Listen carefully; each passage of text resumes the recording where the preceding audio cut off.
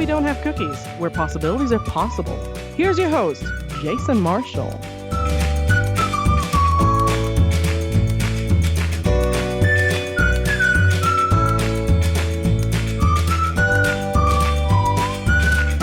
Hey guys, thanks for downloading the show. With me today is my good friend Kenny Bolin, his daughter-in-law Mayara. How you doing, man? Slightly above average. Maya, how you doing? Yeah, I'm a little tired. I'm a little disappointed with this fight. Well, you weren't going to be happy no matter how it went. You hated both of them. One's a wife beater, the other's a racist, and it's probably bashed a few women. Oh, I'm not disappointed about the outcome. He's Irish. I'm disappointed about the numbers they've made. I'm disappointed that people... Oh, my God. Now, are you sticking to your numbers? Because, basic math I'm pretty good at, but when you get a lot of zeros in there, I fuck up. 50 million people ordered it at $100 a pop. Jason ordered the fight on 5 different televisions. He spent $500 ordering that fight. But yet he won't buy a goddamn microphone to get his free $59.95 webcam from me. Goddamn, 5 TVs. We don't know what Jason looks like. I'm not going to look at his profile picture. If he ain't going to get a webcam, I'll just go the rest of my life without knowing what he looks like. That's cool with me. That's depressing. He could be the hottest motherfucker ever, and I would know. Well, that would only affect you, not me. You say that. He could be really hot. Well, I doubt he's that hot. Well, speaking of the Mayweather and McGregor fight, I was really disappointed in how it ended, though. Were you for the racist white man or the wife-beating black man? Which one were you for? You got to pick your Knowing favorites. His wife, probably the black wife-beating man. Well, yeah, he might. I was. Is that making the show? I hope so. I was for the show for sure. Black man in this. Oh, Jesus Christ! You big fat-ass dog. He's sitting on the cables. He's doing a sit-in. He's doing a sit-in because he's upset. Do we have to call him white? Do white people have to lay credit for Conor McGregor? No. He don't talk like white people. He don't act like white people. I talk like white people. No, you talk like American white people. No. He's an Irish. There's other whites. You mean other than here? There's white people. Unfortunately, yes, there is. Holy shit! I thought we were the only ones. Yeah, I wish. Yeah. We have to put up with millions of them, billions. Cam Moron, our old buddy Cam Moron. I tweeted him. I didn't tweet him. MSN'd him. MSN? I messaged. You wrote him an email from MSN? I messaged it. Did he get it from 2008? No, that's only if I AOL'd him. He'd got that in 90. He'd got that in 96. I think Mark Cuban still has AOL. My Lord. I think he does. Gets mail, huh? Yeah, I know Phil Fair still has AOL, the old OVW referee. I didn't know they still offered it. They do. They do still offer it. There are some people they can't just get it from. Probably like Cornette. Cornette's probably got an AOL address. They got zombie walks going on out here, but I was going somewhere with this conversation before we started talking about zombies. Cam Moron. I said, how about your racist white guy getting his ass beat by the wife-beating black guy? I said, what do you think about that? He said, well, I wouldn't call Conor a racist. I said, no, maybe you wouldn't. Nazi haircut. But he's been wearing the Nazi haircut since the day we known him. It's never changed. I think that's not his choice. That's a genetic mutation. I think that head was... Christopher, have you ever considered that white trash should be considered its own race? Cam Moran is the poster child for white trash. He is the poster child for white chase. What is up with you? Chase Bank. I was trying to get in my plug for Chase Bank. Oh, speaking of getting plugs in, did you get Gold Glow or... What's it called? Bowl Glow. It was called Global. We did it wrong. Global. We were plugging the wrong fucking company. Well, did you Some dumb fuck kept plugging the wrong company. Did you get them to be a sponsor? No, I never really. I sent them a tweet or two, but that was about it. We're going to get that. The night after we recorded that show, we went down to Fern Creek. We went to Fern Creek. And we're passing a big bowling alley. Bowling alley. And right on the big sign it says Global. That's what it said. Right on it said Maya. I swear to God. Maya shit her pants, and not like the guy at the casino that we're going to talk about later. She tried to get me to turn around in mid-traffic so she could get out of the car in the middle of an 8-lane highway. And take a picture so she could take a picture of Global. Globo. Yeah, Globo. They turn the lights out and they make the lanes glow and the balls glow, the pins glow, and it's white trash bowling. Wait a minute. What other bowling is there? That right? Yeah. How many times have you ever gone bowling and saw nothing but Cubans? Saw nothing but Dominican Republicans. When I was at my corporate job, I joined one of the bowling leagues because I'm assuming you don't have a job now because you won't buy my fucking microphone. That is correct, sir. The camera he needs. No, well, I'm giving him the camera. Oh, he needs to buy the microphone. But so where was your corporate job? I haven't heard of this. I was in a mortgage outsourcing company. I forgot what bowling was like. And on the first night, I was like, holy shit, this is very long and I'm not into it. One of my side jobs was working at a bar. It was basically because I was an alcoholic and it was the best way to pay off my tab. But I got in a fight one night and this guy broke my ribs. And when I sobered up the next day, I thought, holy shit, this is great. I can't possibly bowl. That's my way out of this league. Now you don't have to bowl anymore. Just break your fucking ribs and then you don't have to bowl. I've always said alcoholism is good for something. Isn't that like I just didn't know what yet. Isn't that like cutting your dick off so you don't have to fuck a certain girl? Yeah. I ain't got a cut my dick off. We can't do it tonight. Yeah, did Timmy John say that? Timmy John did cut my dick off, man. Speaking of bowling, I do have a wonderful bowling. They got me to go to Main Event, and they have a big bowling alley there. Matter of fact, we're going to record a bowling alley show there coming up soon. But they get me to go, and Maya is having a ball. Yes, I am. Thank you for the pun. I'm having a ball because it's my 20th birthday, and Kenny hadn't bowled in 20 years. At first, I didn't think he was going to do it. I was like, come on, 20 years. I didn't think so either. It's the 20-year anniversary. It's my 20th birthday. Come on, come bowl with us. So we start bowling, and it's a lot of fun. It's kind of like Dave & Buster's, and we're doing great. Except for me. Everybody's doing great. I'm doing terribly. I'm the worst bowler there is. I'm the reverse Trump. I'm terrible at everything. I'm the worst at everything. I'm the worst. It's a disaster. You'll never hear Trump say that. So I'm the worst bowler. I'm doing absolutely terribly. And then he a moron or a racist friend. He went with us, didn't he? He did. Well, it was white trash night. Cameron was honorary spokesperson that night. And he was doing amazing too. It's in their DNA. Yeah. So he jokingly says to me, Maya, you gotta roll a strike at midnight. And I'm like, yeah, right. Yeah. I have absolutely zero on the board. You hadn't thrown a strike all night, right? Oh, fuck no. I hadn't hit anything. Close. Yeah, I haven't even hit the lane. I was hitting the balls in the other direction. It was terrible. So I go up there, and it is 11:59, and right as it becomes midnight, I hit the ball. I already turn around like, this is going to be terrible. Now, before she finishes the story, I want you to know there's a bunch of white people in that shock. A bunch of white people gathered off to the right of us that had kind of been eyeing Maya all night long and kind of watching her bowl and kind of chitter-chattering back and forth, but they hadn't said a whole lot. They've heard us say that Maya is going to pull a strike at midnight, and they're over there chuckling like, my ass. Mm-hmm. And so it's 11:59. Maya's got the ball in her hand. She's stepping up to the lane, and she's got half the house watching her because the word has gotten around that she's going to bowl a strike at midnight. So here we go. I roll the ball, I turn around, and I'm absolutely embarrassed. I know that I've been doing terribly all night, and everyone's watching me. Now, so I turn around thinking, if I close my eyes, they can't see me. Now picture this. The ball, when she releases it, is going a maximum of about 4.5 miles an hour down the lane.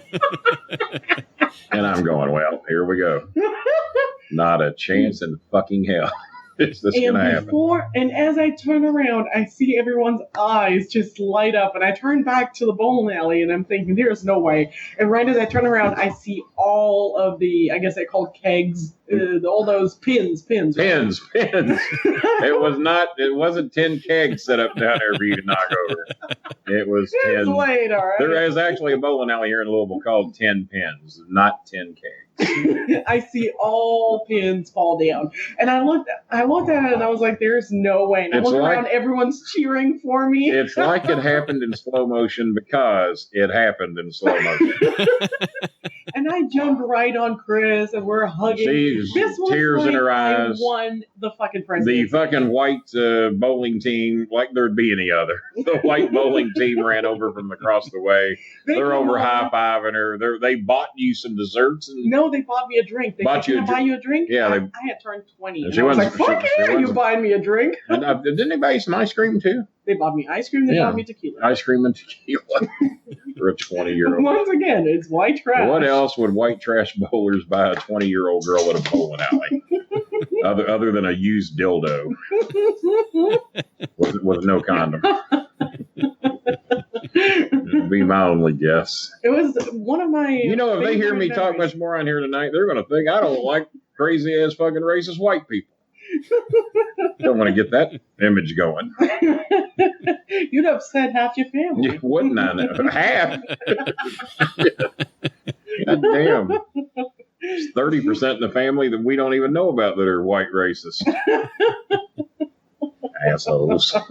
Now you know why I speak to. The only reason I speak to my mom is that she forgot she's a racist. the old timers have set in and she forgot. The old timers. She thinks she's a decent human being now. Went out to see her the other day. We went out and got her dinner. We got it catered by Hometown Pizza out in LaGrange. And we noticed Mom's memory was fading a little bit, and she had told us she hadn't seen my cousin in 3 months. I called my cousin. I said, God damn. I said, how come you haven't been going out to see Ma Bolin? I said, you live fucking 4 miles from her. How come you ain't visiting her? She said, Kenny, I was there with her last week. I sat on the porch with her and watched it rain. Okay, I guess you were. She said, Kenny, I go every Sunday to see your mom. I'm going today. I got a family reunion, and then I'm going to take your mom some food and from the family reunion. She said, but no, Kenny, I swear to you, I go out there every weekend. I said, well, ask Mom when she saw me. I said, I was there Friday, and it's now Sunday. So she gets there, and she brings Mom a bunch of food from the family picnic, goes in there, and Mom's eating like she's going to the electric chair. She's eating chicken and tater salad and just putting shit down left and right. She says, oh, by the way, says, when's the last time you saw Kenny? Oh, he was out here about 3 or 4 weeks ago. It had been 2 days. So Mom's memory is kind of fading. She's still sharp. She's still quick. We say jokes and she gets them all and she chimes in and you never know that anything is really, really wrong. But her memory is really, really bad right now. So she's got about $5,000 in her bank account she's got saved up. And I'm going to remind her that she owed that to me. Don't you remember? Got to get to her before the rest of those fucking racist bastards do. Hey, Mom, who you want to have that money? You don't want June having it. June died, right? What? Yeah, about 3 weeks ago. Yeah, about 3 or 4 weeks ago. Yeah, it was 3 or 4 weeks ago June died, That's Mom. why she hasn't been out. You was at the funeral, Mom. Goddamn, you was one of the pallbearers. We propped her casket up on your wheelchair to make it easy for you. Shit. Remember, you dropped her. Fell out of the casket. Me and Timmy John had to put her back in. Me and old Biscuits and Gravy. Goddamn taxidermist ran up there trying to fix what was broken. Made a joke I said, about get that man out of here. None of these people here pay taxes. Made a joke about how June was finally in the fall.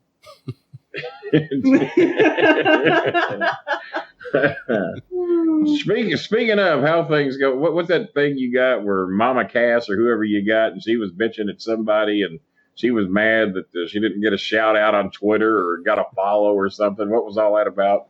Yeah, she lost her case. That was Marshall. Yeah, no. What's her name? I called her Mama Cass. That's obviously somebody else.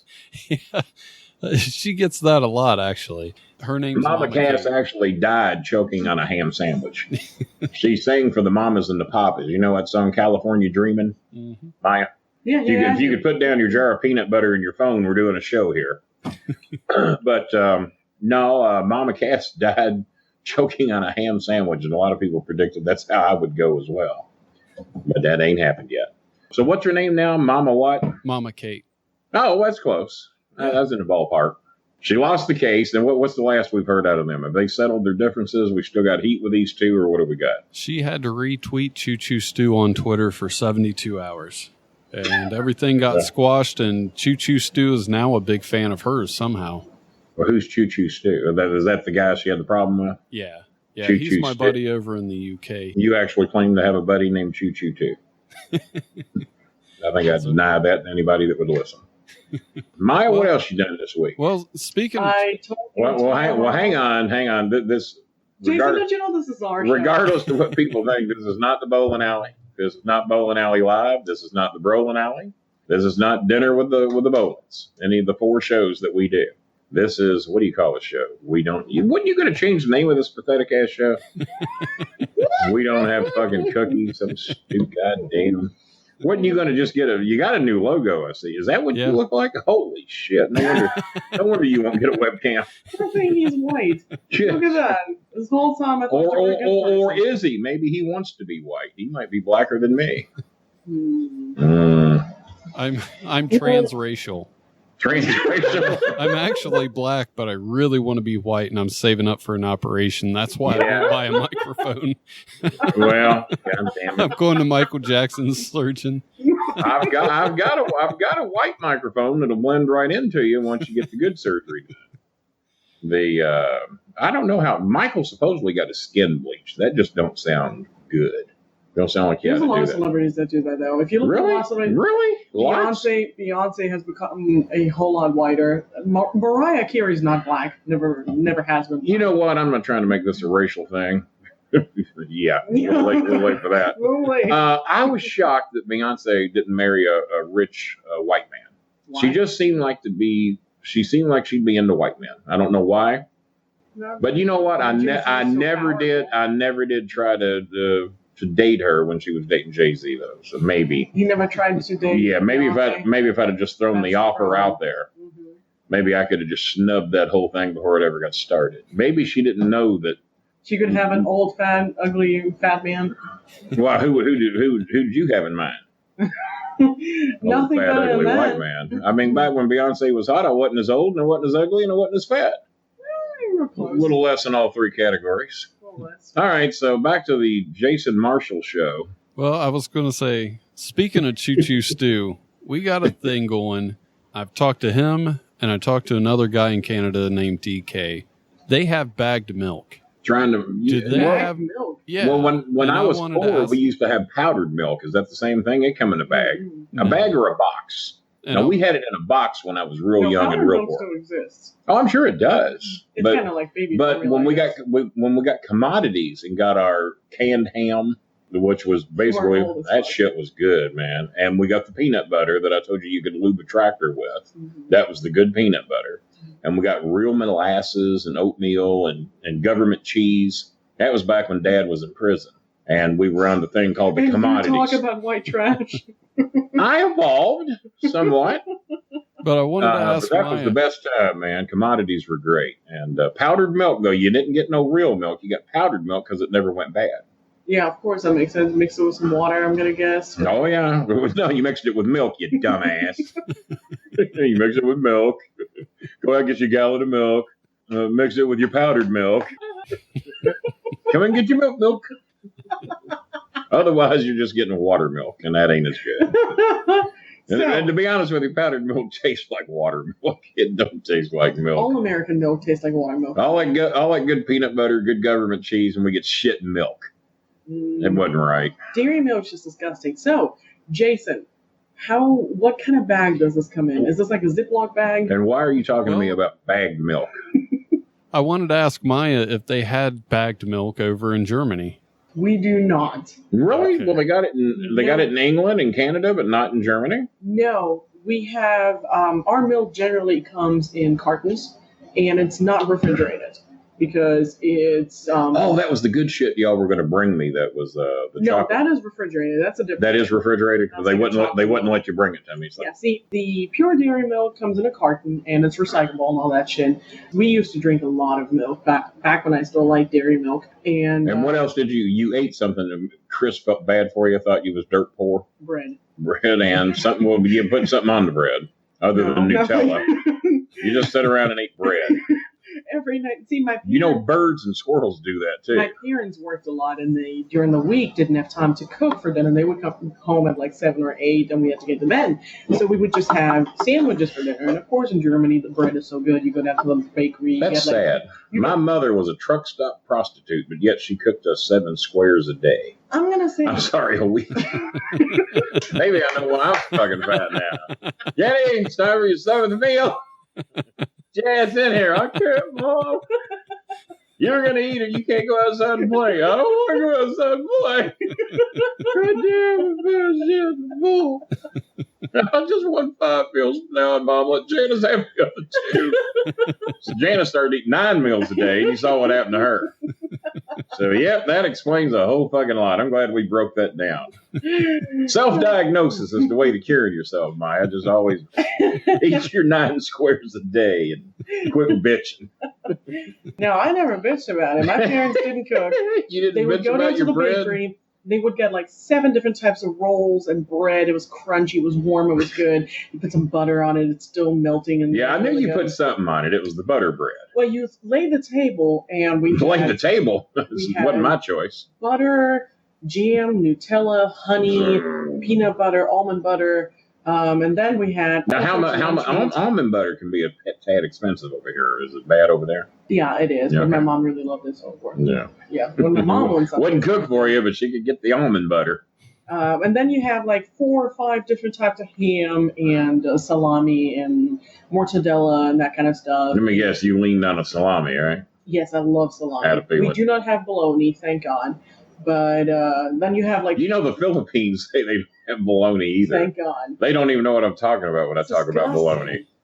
I can't go a day without some bologna and crackers and cheese. Oh, I mean, God. gotta have some every day. I eat it with the dogs. See, I ate these gourmet sandwiches every night, right? You put some lettuce on it, you eat it with some pickles, with some gherkins. Sounds It's like really good. Sounds like a lot of trouble to So me. Chris would call me every night. He's like, "What'd you have for dinner?" And I'd be like, "Milk and bread." To me, you know. Sounds like she needed rescue. Just what it sounded Sandwiches in like. German are called breads. Like I'm having a Brot, you know, a bread. And so I would tell him I'm having bread, and I'd have a hot chocolate. To me, that was milk, you know. So I'm like milk and bread. I almost had me a hot chocolate at main event last night. Oh, Look at shut it. the fuck up! This has gotten racial enough. Shout out to Cassandra. Oh God! She had a lot of personality. I liked her. Yeah, that's why you. Turns like out her. she lives on my And she street. turned around. She had something else too. Yeah, she had Lots of that. some assets. Some assets. Some assets. Turned out the girl lives on my street. Let's not be this loud. I said, hey, what Windows are time? open. I said, what time does your husband go to work? She says 1. I said, I'll see you at 1:15. Pecking on your window. She said, oh shit. Then she told me about her killer chihuahua. I said, I think I can handle that killer chihuahua. Big Mama. Big Mama was that little doggy's name. Teacup. The Teacup. dog's name was Teacup. No, her name was Big Mama. I think that was her mother that she lives with, probably. Big Mama. Somebody had a dog named Teacup. Never heard I said, of I a am dog not going to be named scared of a dog named Teacup. That was not her. Nah, Her but dog's name was no. I'm sorry. Her dog's name was Little Mama. Even worse. Little Mama. Little Mama. But who was Teacup? I don't know. I've never heard no Teacup. You're making this shit up, Yeah, well, sometimes I do. man. Have I ever told you that story, Jason? Well, let me tell it again. I might have changed the ending. But yes, we do not have bagged milk. We just have wonderful bakeries and lots of cheese and ham. And I would have these sandwiches every night, and I would tell him I'm having bread and milk, and Chris thought I was in fucking prison. Yeah, he did. And then, you know, I come over He here. thought he was and he thought he was on a rescue mission to go over And, and save you. and he gets there, and it's like, it's a fucking brunch. You know, every morning, every night, my parents would lay the table, and we would have this. Cups of vegetables and fruits and everything. And sometimes we would have All the scrambled shit he eggs. don't eat. Oh, it was amazing. He It's don't just eat vegetables. He great. don't eat fruits. He needed rescued after seeing what you were eating. Yeah, we take like an hour and a half to have breakfast just because it's, you know, you combine all these different things, you start talking. It's, to us, a meal is social. Hmm. We sit down to enjoy our food, No, to talk. that's just depressing. Yeah, and then I get here. He thinks I was a president. I get here, and his father is eating hamburger helper on toast. No. He's eating bologna That on means crackers. I'd have to have a toaster. I put 2 pieces of bread down. Put See, my hamburger that helper over the bread- bread. American bread in German, As far as is you're concerned, it's toast. Whether it's toasted or not, it's Yeah, toast it's still because toast. it's the only bread that fits in a toaster. Well, It's yeah. designed to be toasted. I'll so grant toast. you. I'll grant you. Well, so do Pop-Tarts. We don't have Pop-Tarts. What? No. Remind me never to go to fucking Germany. If you got Pop-Tarts or... No, you ain't got a toaster? You got toasters? No, we have toasters. You do have toasters. Yeah. But tell him what you don't have. What was the thing I was using An in the kitchen? electric can opener. Maya freaked her ass off when she saw me open a can with an electric can opener. What for? Like, there are normal can openers. It's not like it takes 45 minutes to open You know a what? can. And I haven't bought one since ours conked out, and I'm in there working like a goddamn slave of some type, opening cans manually, and I've been doing that for almost 3 You're years acting now. like you're opening with your teeth. It's not any That harder. might explain some shit too. How they took it out? So, bagged milk, does it come in a Ziploc bag? And how do you pour it? I've never seen it before. Never had Ziploc bags when I was a kid. Those were just. Are we back to you being white trash? Back to white trash. Yeah. No, our milk came in a box, and it had a drawn white picture on a white box that said milk. It's like a cartoon milk. It was cartoon milk. And but no, we didn't have Ziploc bags back then. Saran wrap was a big deal. We have a lot of You didn't have Tupperware. You put Saran wrap on a bowl. Well, eventually Tupperware got to be popular in the Tupperware 60s. is somewhat expensive though because you always lose it, and there's always two parts to it. You always lose a lid. You always. I have got 4,000 pieces of mismatched Tupperware in my kitchen. If you find a lid that matches a goddamn Tupperware bowl, you jump up and down like you won the fucking lottery around here. Hey, it fit, goddamn! I can put something in it now. Everything's coming up, Kenny. Yeah, you find 3 in a row, and it's like you won the little spinner thing at the where you shit your pants at. Down there at the shittery. Jason, did you hear that story? I haven't heard that yet. The gambling shitter. This was a story that Maya loved so much she refused to confirm it in case it wasn't real. I come home about 2-3 days ago. No, I wish you were gone for 2 or 3 days. Kenny looks at me and he says, "You know what I just saw on the news?" And he tells me the story. I laughed my fucking ass off. I went on Snapchat. I recorded me telling the story in 3 different languages and sent it to people all over the world just because this has to be shared. And I'm just telling her this story from memory. Maya, Google it to verify me on this. She won't do it. She's contacted people on 9 fucking continents, and we only have 7. And she's telling them about this fucking casino guy who was evicted for a reason. So I'll let Maya pick up on the story. So what happened was that a few days ago, a man, I suppose in Indiana, I guess, southern Indiana, was evicted from a casino after it being reported that he was repeatedly shitting himself every time he would go to the casino. Yeah, not just on one visit. This was countless visits, countless crapping himself. And Maya said, well, how do they know? I said, well, they got numerous complaints from those that were standing next to him. Is it because he was swearing? Well, we don't know. They didn't really dig into it. The man shits himself, and I'm saying dig into it. No, we don't know the details on the amount of money the man may have won. I was wondering if it was Timmy John, because I could see Timmy John sitting there thinking the wheel's hot or the little flipper's hot, because you don't want to leave a hot machine. Well, this goddamn thing's ready to pay off, man. I'll just shit my pants. But this was the best part. Because if I give it up, man, then I'm going to shit my pants if I don't win. I was telling my friend Harry over in Great Britain, and he was having a bad day. So I was telling him the story. And I said, former host of Bowling Alley. Harry for Barnett. 5 years. Yes. I was telling him, Harry, you're having a bad day, but I want you to remember, next time you feel down, I want you to remember this man. So he goes to the casino. He's constantly shitting himself. He gets kicked out. And instead of admitting loss and obviously being embarrassed, feeling some shame, he stands up because he's a man. He's a strong man. He's a big man. And he was not going to take that loss. So no. He fought it. He went to the doctor and he got a doctor's note. A doctor's note. That said, he got medical proof that he was not shitting himself. Little Johnny is not shitting himself. Got a doctor's note. The only way you could prove that you were not shitting yourself in the past is by proving that you do not shit, period. And I doubt he was doing that. And if he was, did the casino buy it? That's the question. We don't know if the casino let him back in. Well, we took it a step further. We figured that being as this was a Southern Indiana casino, that's one that my brother used to frequent quite often. And I think he was kicked out of there, but I never did hear the reason why. So what I'm figuring is that it was Timmy John that was kicked out of the casino, old Biscuits and Gravy. Y'all have heard me talk about him before. And then we figured, what more white trash thing that can you do than to get yourself booked on the Maury Povich show, have a DNA test run to prove that you were not the one shitting your pants. So there's maybe Timmy John and 2 other people, and that have swore Timmy John shits his pants. And they just know it for a fact, and they want to be there to gloat in his face when Maury comes back with the DNA evidence, and then finally the evidence comes back. More he goes. The DNA results are in.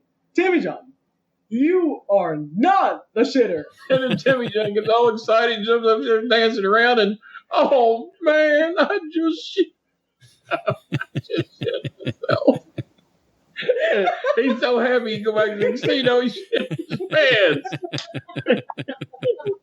And it's counteractive. It's counterproductive. And he went there to prove he didn't shit himself. And then I'll be goddamn if he don't shit himself on the Maury Povich show. So if he'll shit himself on the Maury Povich show, you know goddamn well he'll shit himself in a casino not to give up a Hot Wheel. Or handle or whatever they fucking call it. How much of a gambling problem must one have in order to prove that they were not shitting themselves to go back to the casino? The only one I know that has a gambling problem that bad is Biscuits and Gravy Razor. He has to be the shitter. He's got to be the one. So Maya's trying to make defenses for the shitter. Oh, well, I bet he's real old. No, I saw him on TV. Motherfucker's about 45 or 50. And she said, well, that's how old I said, well, it ain't old enough to be going out in public and shitting your pants. I'm 57. I'll be 60. I'll be 60 in a couple of years, and I can count on one hand how many times I've shit my pants in public because I save the other hand to wipe with.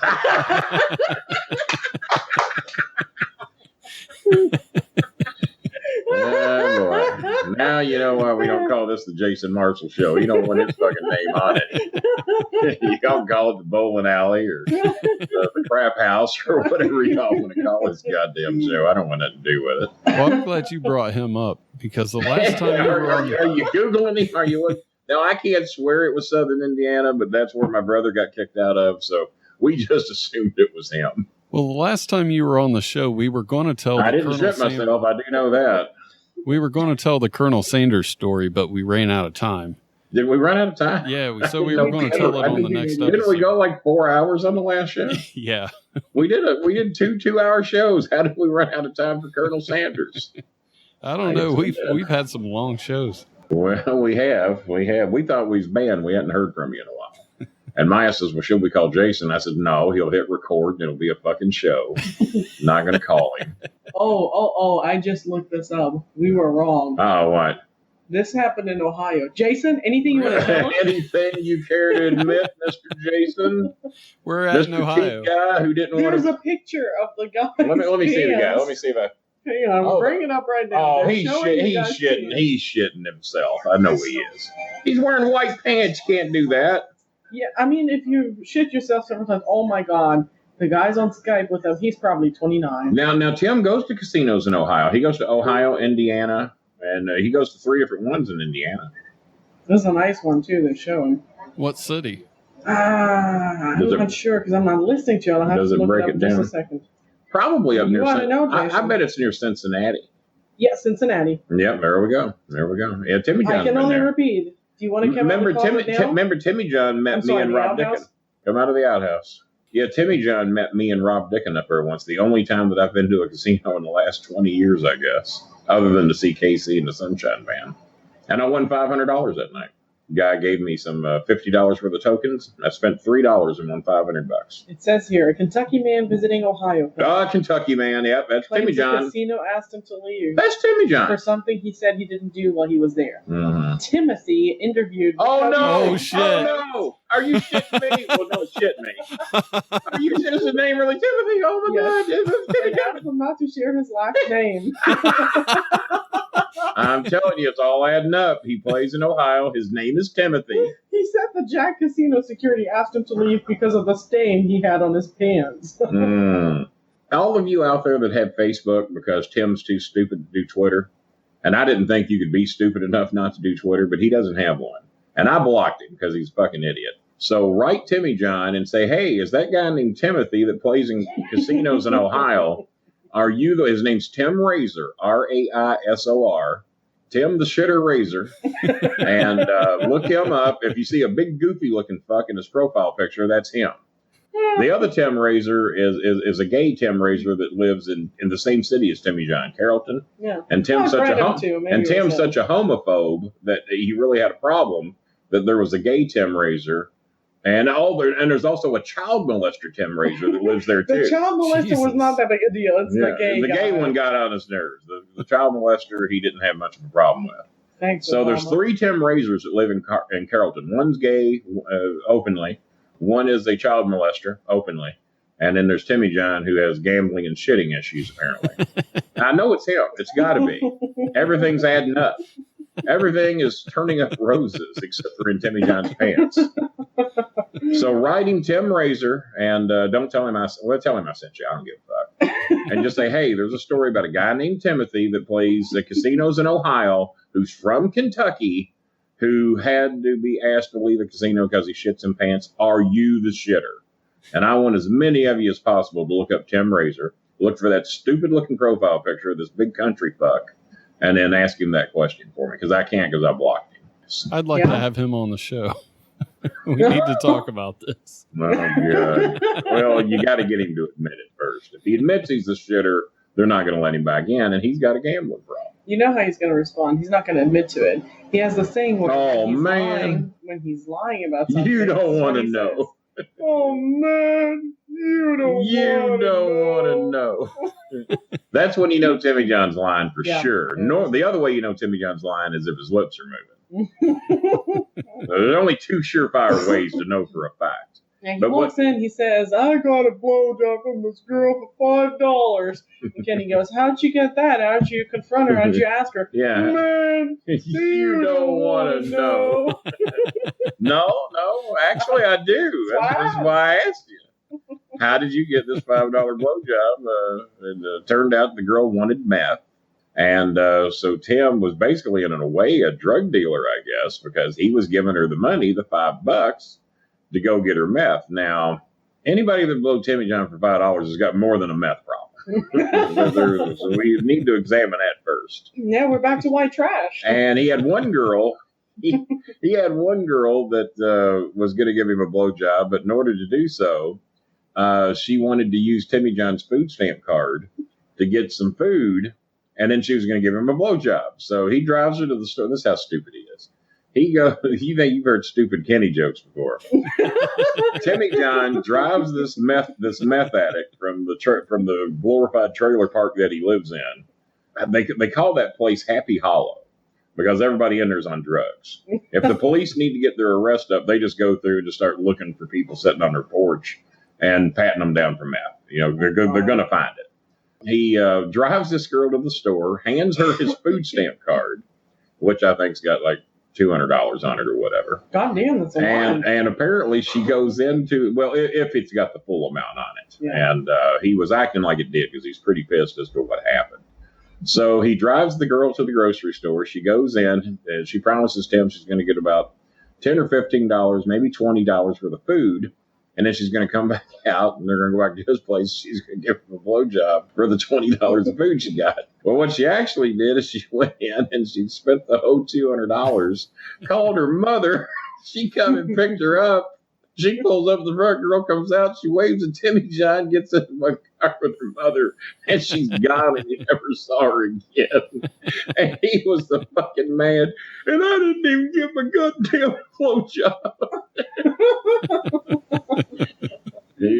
I guess he was willing to pay up to $200 if he got the blowjob. But if you're getting $5 blowjobs, if you close your eyes, ain't the $5 blowjob just as good as the $200? Oh man, you don't. Well, but these meth addicts, a lot of them don't have teeth, so it makes it better. Yeah, well, not if they're jagged. If they're jagged, that probably is not. No, I'm going to say it right now. It's not going to be a better blowjob if you have the jagged ass meth addict. I wouldn't know. I wouldn't know. I hope you don't. Yeah, I'm trying to. Bad enough. Lena gets accused of having a dick. I don't want you having one too. Well, I got one. I'm just shy. Yeah. You better stay shy. You don't want to know. You don't want to know. You don't want to know. I got a dick, man. You don't want to know. What else you got, Jason? Will there ever be a martial law episode between you and Jim Cornette? No. No, there won't. We fucked that up. You didn't jump on that quick enough. Yeah, I know. We built that up for about 2 months. We did. No, the Jimmy thing is done and over. He associates with Brian Last, so I won't have anything to do with him. I associate with Russo, so he won't have anything to do with me.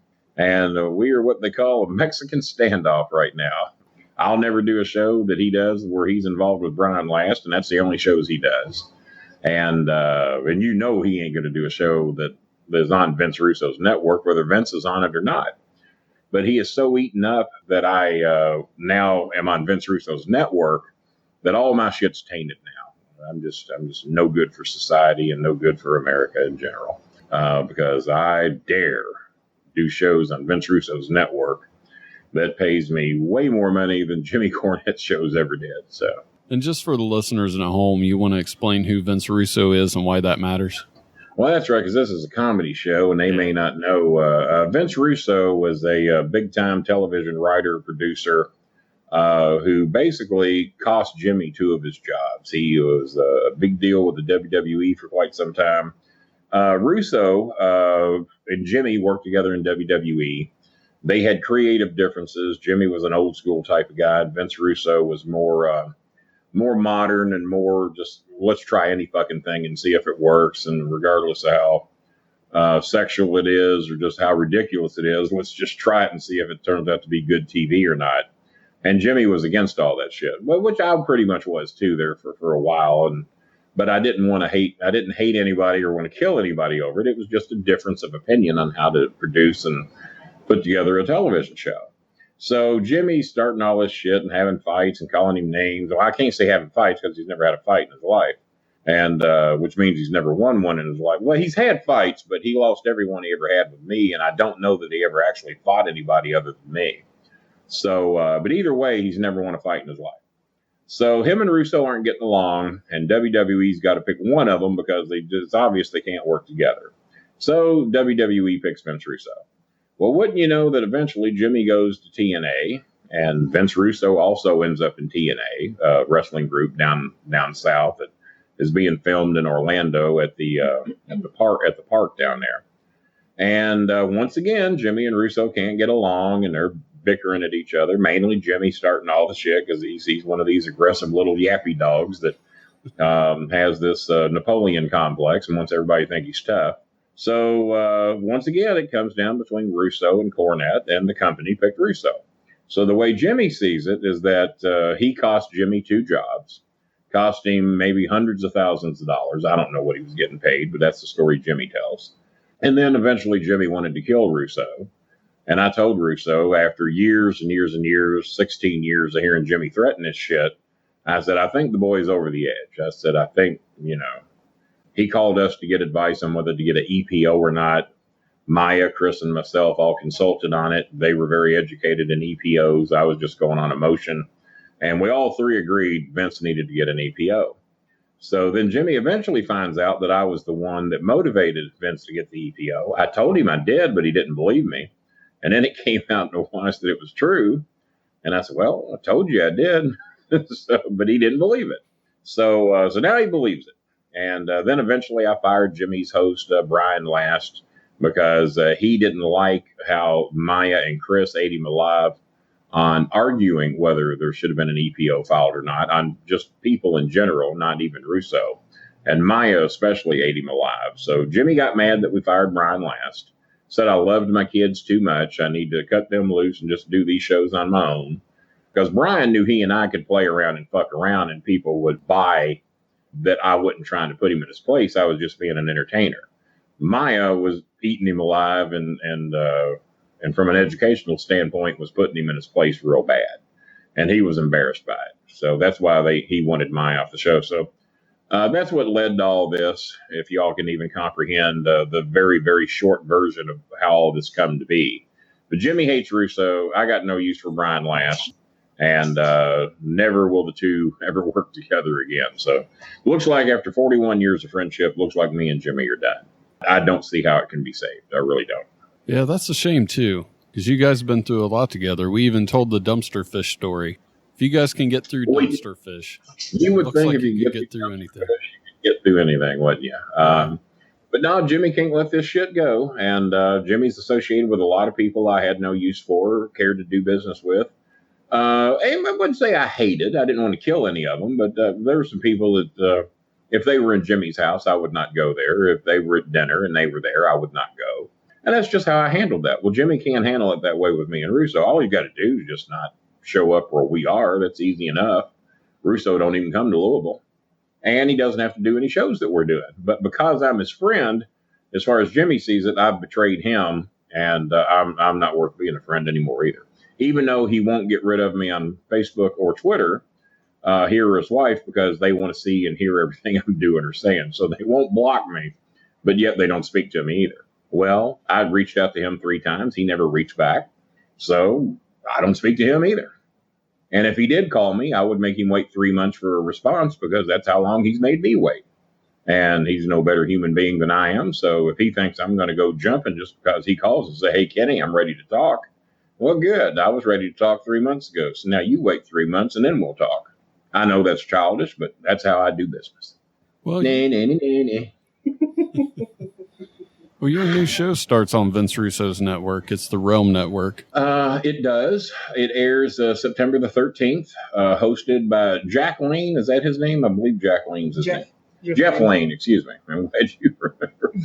Well, see, I got my memory ain't worth a shit. I can. You and Ma Bolin. I can fuck up anybody's name and have a good excuse. When did we start the show? About 3-4 weeks ago? Yeah, we started 3 or 4 weeks ago. We've already aired 2 episodes. I didn't know it we had, but we did. What was I talking about? You were just about to tell the new show. Sanders story. So no, I wasn't. So the great thing is, that we air the show September the 13th, but we actually record it on 9/11, and I did that on purpose because no matter how bad that show is, we won't be the biggest disaster in history. On that day. Let's clarify that day. So. Oh, God. I really got to tell the goddamn Colonel Sanders story again. Do you know it, Maya? Do you know the Colonel Sanders story by heart? Which one? Timmy John's? The one about the missing cane. Well, I guess more or less how Timmy John come to live with Colonel Sanders, the guy that shits his pants at casinos. So let's get that out there as verified and factual right now. Oh, man. You don't want to know. You don't want to know, man. You don't want to know. All right, this was a great show. Have a good night, Jason. Yeah. Good night, everybody, because you don't want to know. We've been here way too long. Racist white people. Speaking of racist white people, Colonel Sanders. Speaking of racist white people, let me talk about my brother, Biscuits and Gravy, who shits his pants at casinos. See, now you've motivated me to talk about him. How it all started is that Timmy John was adopted by a woman named Jewel and a man named John. Raised her. They were a married couple. Mom felt she couldn't raise me and Timmy John together. She was right. Timmy John was 6'4", ate like a horse. He's born 6'4", 375 pounds. Don't know how Mom did it, but she just didn't think she could raise both of us together. She obviously chose the chosen child. That would be me. Timmy John was adopted out. He was farmed out to the first family that would take him. That was John and Jewel Racer. So. I hope he listens to this. So John and Jewel adopt him. Eventually, shit goes south, and Jewel leaves John. Jewel was working for the first version of the Kentucky Fried Chickens stores in Hardin County, I believe it was. I might be wrong on the exact city, but one of those southern Kentucky cities, I think in Corbin, Kentucky. That's where Jewel works, and she left John for various reasons. And Colonel Sanders was the manager of that store, and there weren't really any other KFCs going yet. And I don't even think it was really officially called KFC yet. It was not KFC. It is Claudia Sanders. Claudia Sanders. Him and his sister owned it. No, it's his wife. No, Claudia's a sister. That I do know. I'm going to have to look this up. Look it up. Claudia Sanders is his sister. So, and if it ain't, then it's his wife. So, but I'm pretty sure Claudia is his sister because I've eaten there in the past few years. Colonel feels bad for Jewel that she has nowhere to go and offers for her and Timmy John to stay at his big ass place there in Corbin, Kentucky. And the food is prepared there, and they've got like servants and all kinds of shit running around that help prepare the food for the restaurants. And so Timmy John and Jewel live there now. for several months. And apparently have you got some updated information? Claudia Sanders, the widow of Harlan Sanders. No, so I was wrong. So Timmy John told me it was his sister. Well, he thought you didn't want to know. Well, here's what happened, man. He introduced me to his wife and his sister, and there's only one woman standing there. So I thought maybe. So, well, whatever. Sue me. So, the widow. I bet you he had a sister named Claudia, too. He probably married one in honor of his sister, Claudia. I'm sure. That's what happened. That's how it all went down. So Timmy John and Jewel are staying there with the Colonel, and apparently some rich-ass Saudi Arabians who were going to help apparently launch the Kentucky Fried Chicken chain, they were going to be investors with him. They gave the Colonel a heavily jewel encrusted cane that was loaded with rubies and diamonds and emeralds and you name it, this cane had it. This motherfucking cane was worth a shitload of money. Well, the Colonel used to go out into the gardens and kind of hand inspect everything, hand check everything, make sure everybody was picking everything properly and making sure that it was at its proper ripeness and all this shit, and that no one was picking anything early or picking anything late. And he was just very hands-on and supervised everything. Well, Timmy John used to help in the gardens, and also Timmy John used to make the coleslaw. And the coleslaw was actually made in big, like 30-gallon garbage cans that they put in a big plastic, liner. And they would make the coleslaw about 20, 30 gallons at a time.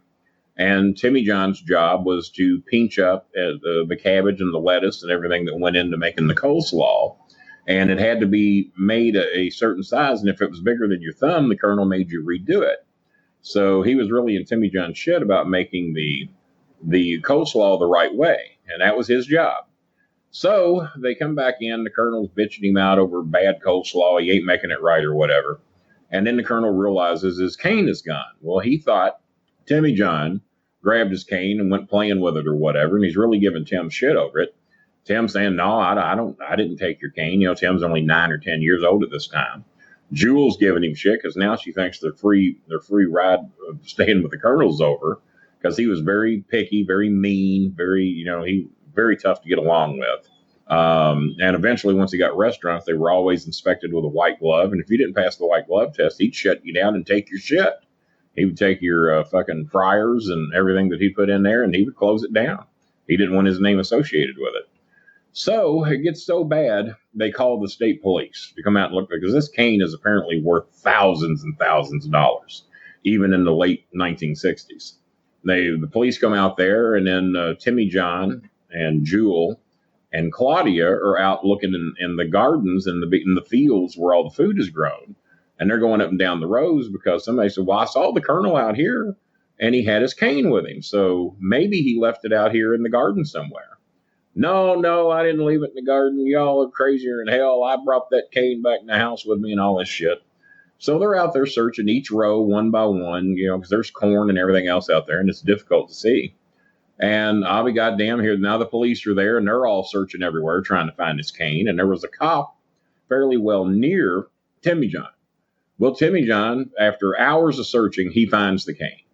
And he picks the cane up and says, I got it, Colonel. I found your cane. So now Tim's thinking, in his mind, the heat would be off from him a little bit.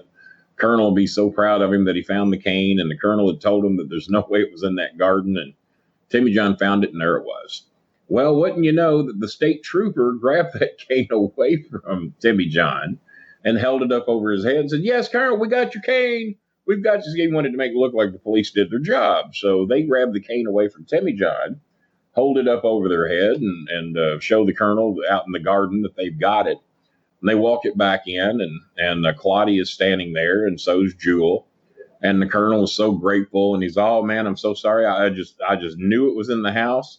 I thought Timmy John had grabbed it, and I guess I left it in the garden. I'm so sorry.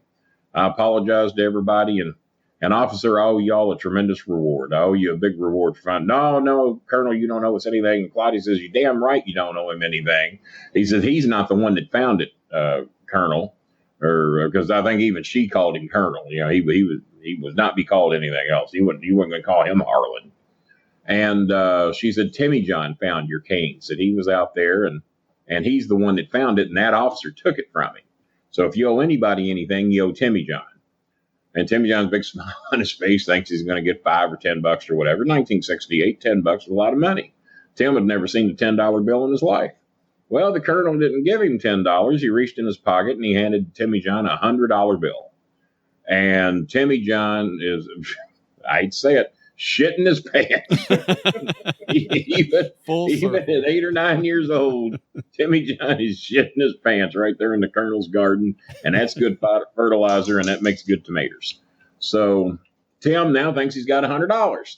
Well, Jewel is very thankful to the colonel that they've got a free place to stay and they got food and earning her keep there and everything. And she keeps her job at the restaurant. So she's thinking, you don't owe us shit. So she looked down, Tim, now you know that money, that's not yours. You don't need that. The colonel gives us a free place to stay. He gives your mother a job. You give the colonel that $100 back. And Tim looks at her, you lost your goddamn mind. Tim, give the colonel his money back. So he reaches up, hands the colonel his money, and he just said, I just know the colonel ain't going to take that $100 back. He said, that son of a bitch reached down, snapped that $100 out of his hand, put it in his wallet, and he never saw that 100 again. He never got a dime. Damn. And he's hated the colonel ever since. So that's the story of Colonel Sanders and how Timmy John grew to hate him. I didn't even know that story. You really? How have you never heard of it? You've never told it before. Till this show. Well, that would be one How way. many times have I seen Aaron? Aaron the Idol Stevens, every time he's in a car with a WWE star, will call me from wherever they are on the road. King, hey, King, tell them the Colonel Sanders story. And that's why I'm so sick of telling the Colonel Sanders story, because the last time I told it, I had to tell it to the whole Wyatt family. And then they will call, they'll be with somebody. Hey, King, hey, it's Ray Wyatt. Tell everybody in the car the Colonel Sanders story. So it gets passed around to everybody. There ain't nobody in the WWE that does not know the Colonel Sanders story. And it got so bad that the cast of Hot Tub Time Machine, invited Aaron and The Miz out to their some big shindig they were throwing on to promote. It was a big pool party. Yeah, it was a pool party, and they were promoting the possibility of making Hot Tub Time Machine 2, right? Yeah. Well, they were going to put that together, and they wanted a couple of WWE stars to come out. Well, WWE sent Damian Sandow and The Miz. So they go out there, and he says, King, I'm going to tell you, the last name that I thought I was going to hear, with all these actors running around and the entire cast of Hot Tub Time Machine, and Robert Downey Jr. was there, and he names all these various other movie stars that were there. The last name I thought I was going to hear was Kenny Bolin. And I said, how in the fuck did my name come up at this thing? He says, the minute that me and Miz walked in, they knew that I used to be your roommate. And he says, all of a sudden these guys go, he said, I didn't know who these fucking Hot Tub Time Machine people were. I didn't know. They come up and he said, hey man, you know Kenny Bolin?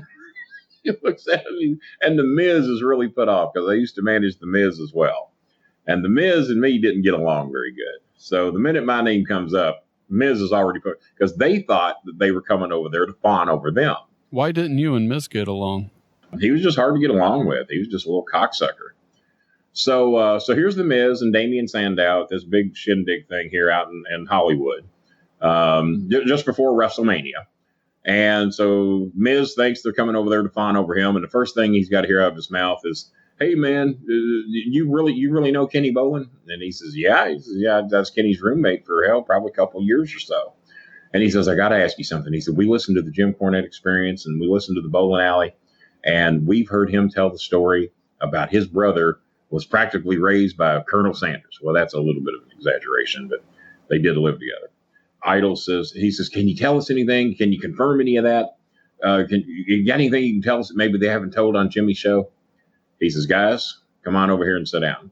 And The Miz stood there and looked at the Idol and just like, fuck, I'm not going to go over there and hear them put over Bolin. Fuck this.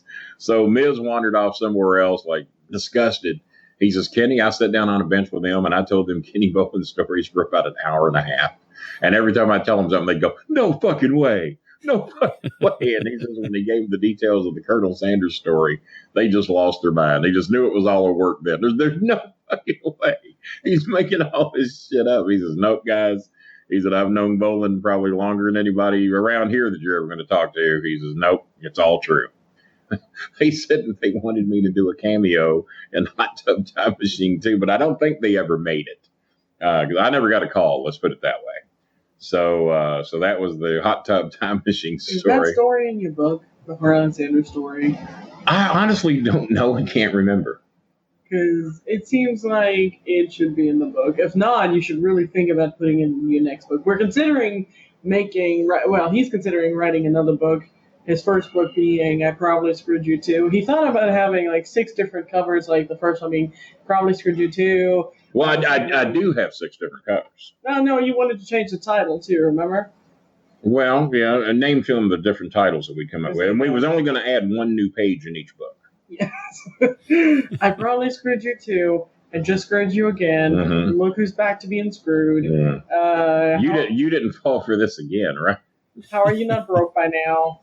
And you really need to rethink your financial priorities. Yeah, that was going to be the 6 different titles, and we was only going to add 1 new page to each book, just to say, hey, it was my brand new book, and they give it a new title. And I had one guy, Will Sweetie. We'll shout out to Will Sweetie if he's listening tonight. Will Sweetie has been waiting for 3 or 4 months to get my book. And somehow we keep forgetting to ship it to him. One time we finally did ship it to him, and he didn't get it. So then he writes me, and I don't believe him. I'm going, there's no way you didn't get the book. Now, you're working me now. So he swears to God he didn't get the book. We sent it to him again. He didn't get it again. So I've sent this guy 2 books, maybe 3. And he writes me again, Kenny, I still haven't got your book. Is your book a work? Is there really a book? Do you just pull this shit on everybody and everyone else is going along with it, acting like they got a book that you never did? And I said, no, that's a great. I wish I'd done it. I said, I'd my profits on 6,000 books would be a lot greater than what it is right now. And so this time the fucker's getting a tracking number. We've been sending media mail. And for whatever reason, we haven't been getting any tracking numbers with him. So this one he now gets with a tracking number. And Will Sweetie, your book is on its way, along with your tracking number. I wish that, because you know what? I think most people would have just let me burn them for the $29.95. And I'd have never had to spend a penny other than to mail them an envelope for about 50 cents, stating that you didn't get a book. They got screwed. Yeah, just a picture of the cover. A picture of the cover. I probably screwed you. Well, I ain't wrote the book yet. This is the preamble. When I write the book, you'll get it. Shit, get off my back. One thing that hasn't come out yet is the video of Spider Mouse.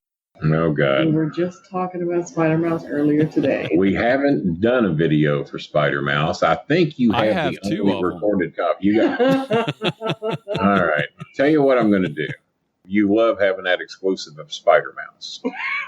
Do you have it right there where you could play the audio now? I don't have it right now, but I can add it to how the long end and of the how show. hard would it take you to get it? You can edit it into the show? Yeah. All right. Or Maya, do we want to take one more stab at it audio-wise? I say we do. We take a stab at it right now because the quality might be better. This way you have another version of it that you might not have. Well, we haven't sang it in a while.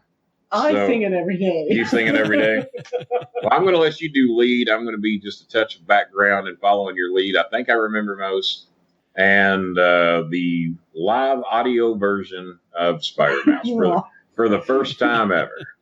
Well, before you guys recorded live. Before you guys sing that, on tape delay. I know we got a lot of new listeners who came on just to hear Kenny. I want to let those people know the podcast is available on iTunes, iHeartRadio, TuneIn Radio, Stitcher, anywhere podcasts are available. So make sure you subscribe because Kenny comes on once a month, and we have exclusives like this.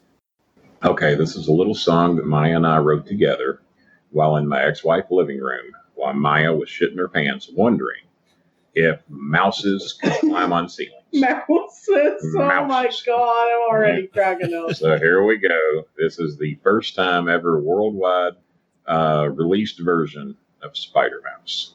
All right, a 1, and a 2, and a 3.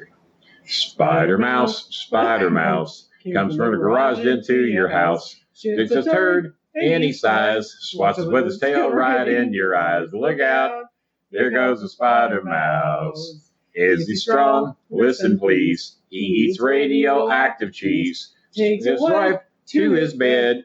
That slut to give him head. Look out, here comes the spider mouse. In the chill of night, while he's fucking your wife, like a streak of light, he explodes just in time. Spider mouse, horny neighborhood spider mouse. Cats and dogs he ignores. Fucking your wife is his reward to him. Life is a great big whorehouse. Wherever there's a whorehouse, you'll find a spider mouse. And you can see the video of them singing that on We Don't Have Cookies Facebook page. Wait a minute, you got 3 fucking videos now. God damn it. Actually, you got 6. Because we did the 2 warm-ups because we hadn't done the song in a while. And we'll be doing that on tour at comedy clubs all over America for a mere fee of $1,500 a pop plus expenses and food. And that's all we're going to fucking do. We're going to walk out, we're going to sing Spider Mouse. That's our 68 seconds, and then we're going home. $1,500. Top that, Jason, funny man Marshall. Because you know that there's 35 clubs out there that'll bring us in. All right, everybody, here it is. They're going to sing Spider Mouse. Live and in person. And if you go to the Facebook page... Don't go to the bathroom because they'll be gone in a minute. Don't take a shit. You'll have to shit yourself. Don't take a shit because they're going to be gone here in about 90 seconds. We got introduction, song, goodbye, no encores. They're gone. Like a streak of light. They'll be gone to the next town. We could probably do about 41 towns a day if we scheduled it right. LaGrange, Crestwood, Prospect, Buckner. We've never done Buckner. We'll do it now. $1,500 a town. They're all about 8 miles apart. God damn. Just walk in, sing. If there ain't nobody there, they better record it and show it to them when they get there because we ain't hanging around. Spider Mouse. That's a good song. A motivational song. We did find out Spider Mouse is a fucking cocksucker. He does not have one redeeming quality. It has nothing to do with being a spider or really even a mouse. He likes to fuck. Shits turds, likes to fuck women. He likes cheese. We knew he liked cheese. We didn't know he liked radioactive cheese. Only the radioactive shit. We did not know that he liked fucking human beings. And ignores cats and dogs totally. Because his reward is fucking your wife. Not just that. Yeah. He forces that slut to give him a forced her. You think you could have just asked him, well, he's got a little mouse dick. Who cares, you know? Pulled that big mouse rod out and made her shove it all down her throat. Take it, bitch. What a concept. What a concept. But spider mouses. all because Maya thought that mouses could crawl on ceilings. I said, what do you think it is? Fucking spider mouse? I saw a mouse on the ceiling. No, you didn't. You saw him on the floor and you was upside down. That's what you saw. I could have sworn I saw a mouse on the ceiling. All right, so he's gotten Spider Mouse, and we should have debuted that on the bowling alley, and we didn't. We're idiots. We'll just act like we didn't do it here. Ladies and gentlemen, the world premiere, Spider Mouse. We'll just beat him to the punch. We'll do it on Monday's show. Jason, he's got to fine tune and edit all this shit. While he's editing, we'll be singing on Facebook Live Monday. We'll fuck it up. You better hurry it up and get it on the air, Jason. That's all I can tell you. Spider Mouse. Sitting on 6 copies, that son of a bitch. So if y'all see this shit in 6 different versions, each one, probably the best one we did was the one we just did, though. That's what I could do. I could just release one a day for the next 6 days. You can do that. One a day. Get your own different version of Spider Mouse. Well, soon there's going to be about 30 versions a day when we start touring the country. 30 cities a day. We're going to get in our car and drive until cities want to stop hearing Spider Mouse. No, don't let them in. They never started. We don't want to hear the fucking song. We never wanted to hear the goddamn thing to begin with. Y'all keep booking them like people want to hear that fucking song. And if you go to the Facebook page to watch the video, make sure you like the page while you're there. You posted it on your Facebook page or mine? I'm going to put it on the We Don't Have Cookies Facebook page. Make sure to tag him, please, not me. How many followers you got on this page? Not enough. I think we've got about a little over 400. A little over 400? Well, if we don't get 500 after this airs, then I'm going to be highly disappointed. It is getting pretty late, and I think listeners can probably tell. You get your Colonel Sanders story and your Spider Mouse, and then you're going to bum rush us, huh? Well, no meal, no nothing, no hug? We got one last segment. That's this week's Dumbass of the Year. Oh, Dumbass of the Year. Okay. It's a video that caught a shoplifter hiding 18 bottles of liquor in her clothes. Wow. And she wasn't clanging? No. She actually went up to the cash register, paid for one bottle of liquor, walked out. They discovered what she did and put the video on the news, and she eventually got caught. You know, that's an old trick that I used to do when times were tough and I was single. And I'd go to a gas station and I would fill up. And this was back in the 80s, maybe a little bit of the 70s, definitely the 80s. And I would fill up. And then, 79. So, we did this in 79. And I would fill up with gas. And then I'd wait for about 5 o'clock when it's busier and shit. And every pump is full. So they were just appreciative that I would pull up to the door to make another pump available so they could sell more gas. So there would be 4 or 5 checkers in there, in these Thorntons and Super Americas and places like that. Not that I did this. I've heard people do it. And my attorney tells me to say it that way. Mm-hmm. A friend of yours. A friend of mine. So a friend of mine did this shit. What a fool. What a fool he was.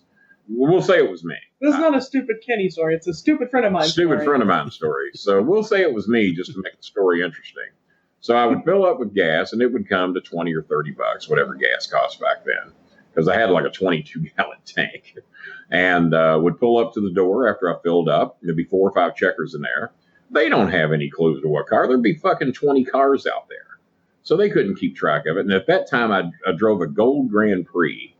That was the only negative thing, is that car stood out like a fucking sore thumb. But they were so busy, they didn't even notice that was the car that just filled up with gas.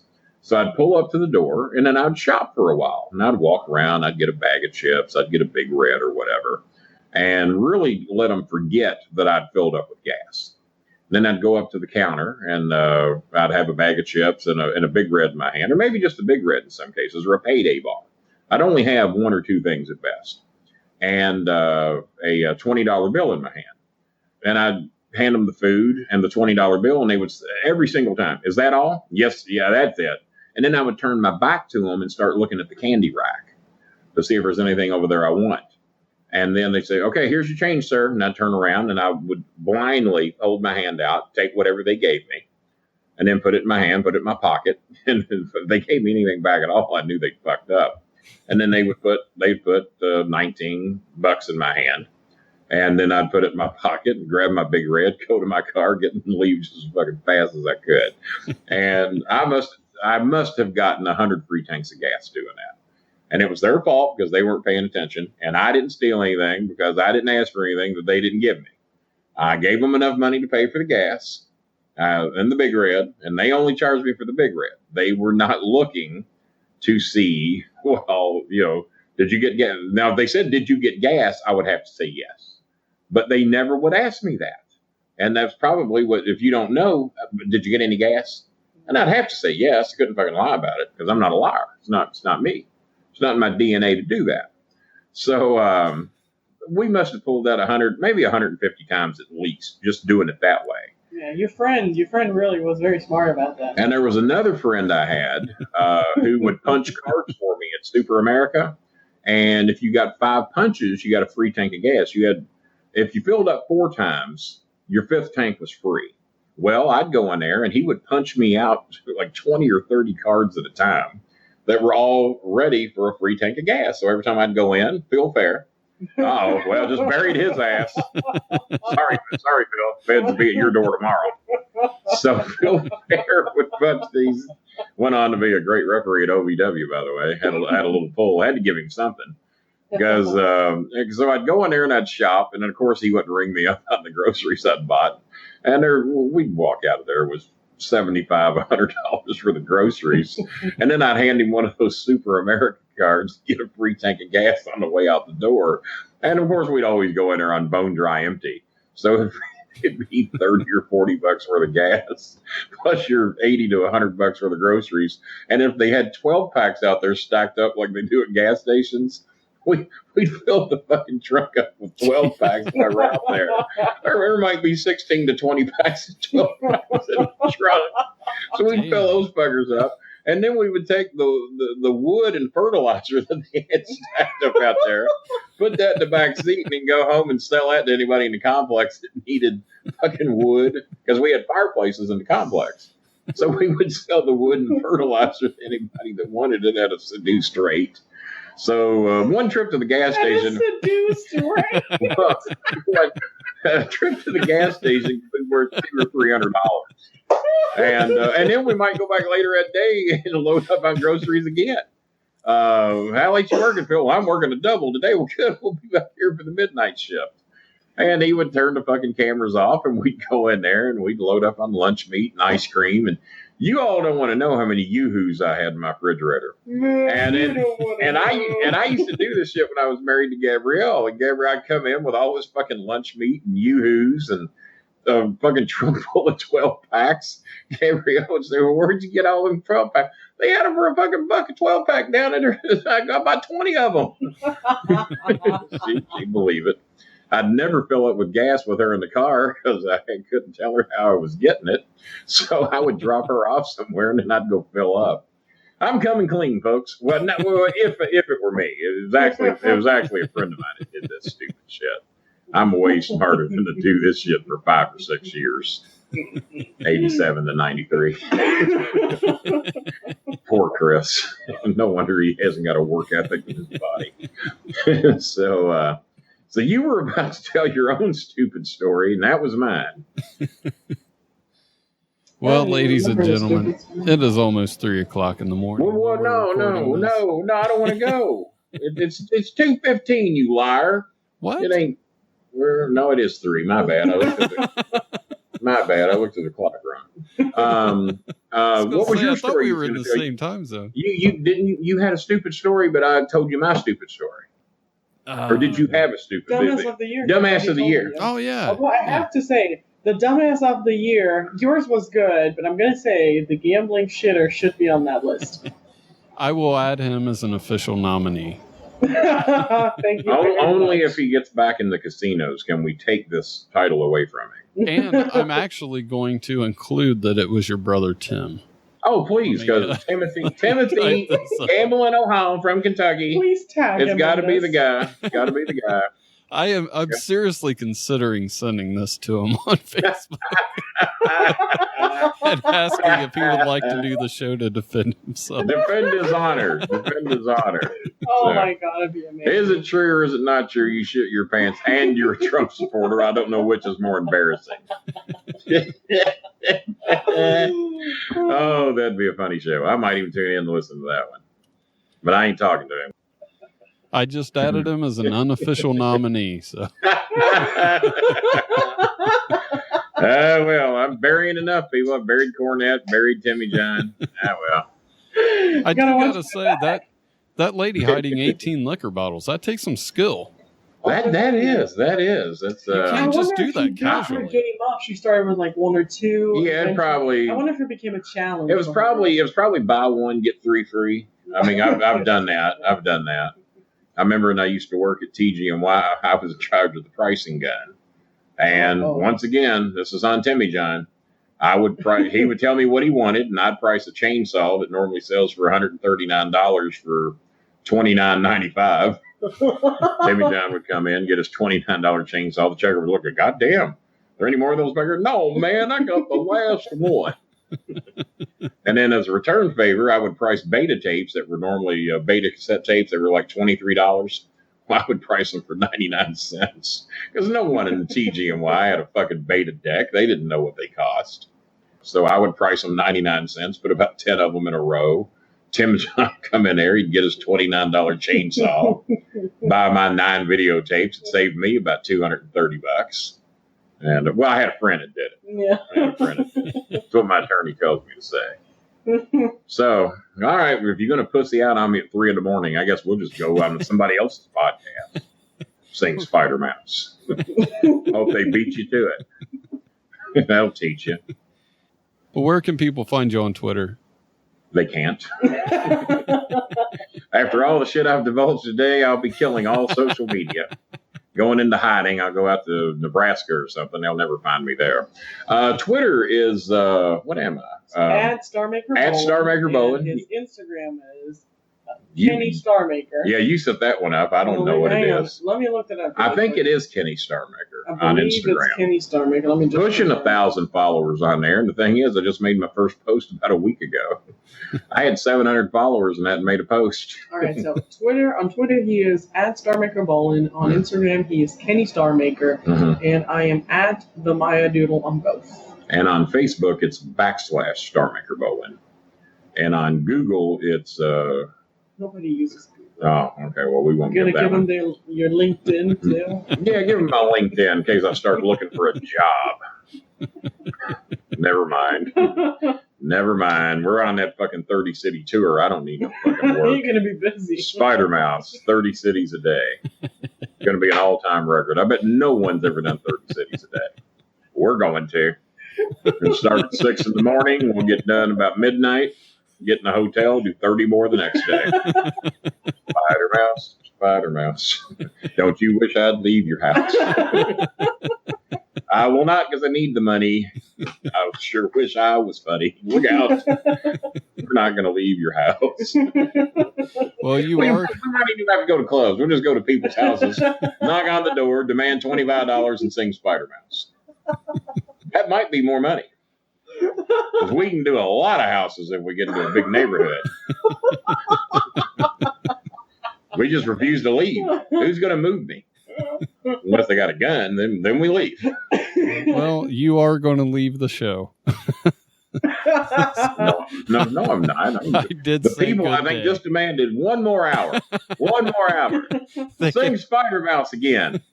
they can have that next week. All right. Well, if you're going to be a party pooper, we said good day. I have a bad case of diarrhea. I have a bad case of diarrhea. I have a bad case of diarrhea. I have a bad case of diarrhea.